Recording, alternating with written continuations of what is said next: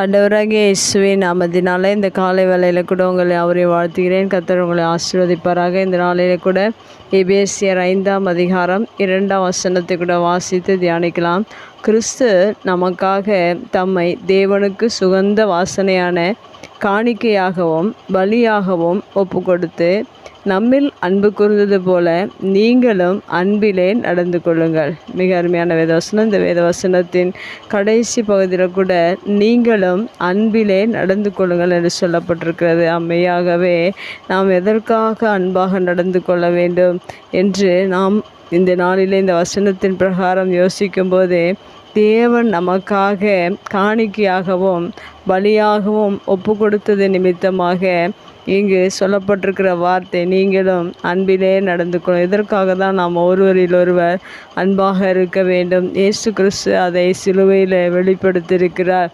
ஏனென்றால் அவர் அன்பு நிமித்தமாக தான் தனது ஜீவனையும் பாராதபடிக்கு சிலுவையில் அநேக பாடுகள், உபத்திரவங்கள், துன்பங்கள், வேதனைகள் எல்லாவற்றையும் சகித்து அன்பை வெளிப்படுத்தி தான் அவர் தமது ஜீவனை சிலுவையில் விட்டார். அதுபோல் நாம் அந்த பலியினாலே அந்த அவர் பாடுபட்டதினாலே நம்முடைய வாழ்க்கையில் அநேக ஆசீர்வாதங்களை பெற்றிருக்கிறோம். அந்த அன்பு நிமித்தமாக நம்முடைய வாழ்க்கையில் கூட அநேக துன்பங்கள், அநேக சூழ்நிலைகள் வரும்போது நாம் அன்பாக இருந்து கொள்ள முடியவில்லை, மற்றவர்களிடம் அன்பாக நடக்க முடியவில்லை. ஆனால் இந்த காரியங்களை நீங்கள் உங்களுடைய வாழ்க்கையில் அன்பாக இருக்க முடியாத எல்லா சூழ்நிலையிலும் நீங்கள் இந்த வசனத்தை சற்று தியானிப்பீர்கள் என்றால் மெய்யாகவே நீங்கள் அன்பாக நடந்து கொள்ள முடியும்.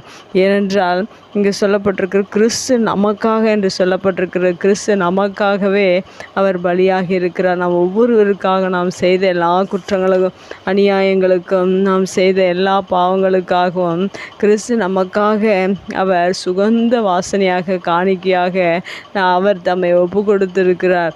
ஏனென்றால் ஒரு மனிதன் மற்றவர்களுக்காக பொருளை கொடுக்க முடியும், ஆனால் ஜீவனை கொடுப்பது மிகவும் அரிதான ஒரு காரியம். ஆனால் தேவன் நம் மீது வைத்திருக்கிற, மனித குலத்தின் மீது வைத்திருக்கிற பெரிதான அன்பின் நிமித்தமாக அவருடைய ஜீவனையும் பாராமல் அநேக பாடுகளையும் பாராதபடிக்கு தம்முடைய ஜீவனை சுகந்த வாசனையான காணிக்கையாக நமக்காக ஒப்பு கொடுத்திருக்கார். என்று பொருளை கூட கொடுப்பதற்கு மற்றவர்கள் யோசிப்பார்கள், அவர்களுடைய மனம் துக்கமடையும். ஆனால் தனது ஜீவன் என்று பாராதபடிக்கு அதை எப்படியாக அவர் கொடுத்திருக்கிறார் என்று இந்த வசனத்தில் வாசிக்கும்போது சுகந்த வாசனையான காணிக்கை என்று சொல்லப்பட்டிருக்கிறது. அவர் தம்மை பலியாக ஒப்பு கொடுக்கும்போது மிகவும் அவர் மனப்பூர்வமாக பிரியமாக ஒரு காணிக்கையாக நமக்காக, நம்முடைய பாவங்களுக்காக அவர் சுகந்த காணிக்கையாக அவர் ஒப்பு கொடுத்திருக்கிறார். அடுத்ததாக சொல்லப்பட்டிருக்கிற பலியாகவும் என்று சொல்லப்பட்டிருக்கிறது. தம்மை பலியாக சிலுவையில் ஒப்பு கொடுத்திருக்கிறார் என்றால் அதைவிட ஒரு பெரிதான அன்பு இந்த உலகத்தில் நாம் யாரிடமும் எவரிடமும் பார்க்க முடியாது. இப்படிப்பட்ட அன்பான தேவன் நமக்காக சிலுவையில் மரித்திருக்கிறார். அநேக உபத்திரவங்கள், அநேக துன்பங்கள், அவருடைய வேர்வை இரத்தத்தின் துளிகளாக விழுந்தது. அவர் சரீரத்தில் இருக்கிற எல்லா இரத்தமும் இந்த பூமியில் நமக்காக சிந்தப்பட்டிருக்கிறது. அது நிமித்தமாக உங்களுடைய வாழ்க்கையில் இருக்கிற பாவங்கள், சாபங்கள் எல்லாவற்றையும் தேவன் முறியடித்து ஒரு வெற்றியை நம்முடைய வாழ்க்கையில் கொடுத்திருக்கிறார் என்றால் அவர் நம் மீது வைத்திருக்கிற அன்பின் நிமித்தமாக அந்த அன்பை நாம் அறிந்து கொள்வோம் என்றால் இந்த உலகத்தில் நம்முடைய வாழ்க்கையில் வருகிற அநேக காரியங்களின் நிமித்தமாக நாம் கோபப்படாதபடிக்கு அன்பாக நடந்து கொள்ள வேண்டும்.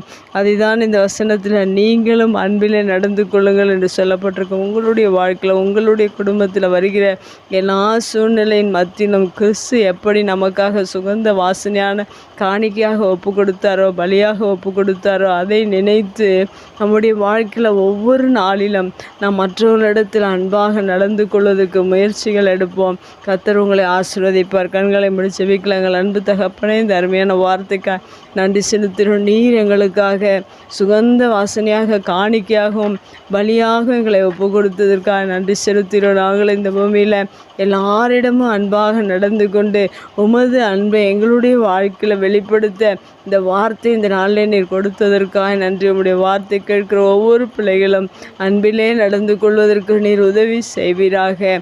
இயேசுவின் நாமத்தில் ஜெபம் கேளும் நல்ல பிதாவே, ஆமேன்.